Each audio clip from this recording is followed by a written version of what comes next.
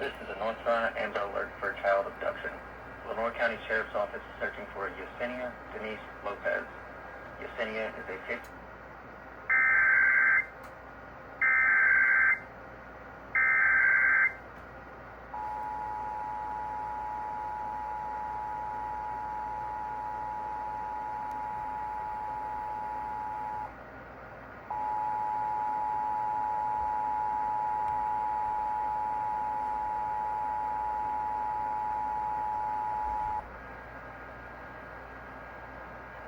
This is a North Carolina Amber Alert for a child abduction.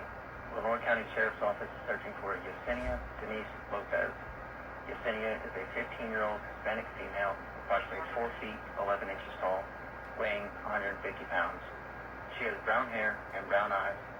Yesenia was last seen wearing a white sweater and black pants. The abductor is unknown at this time. If you have any information regarding this abduction, call the Lenore County Sheriff's Office immediately at 252-559-6118 or call 911.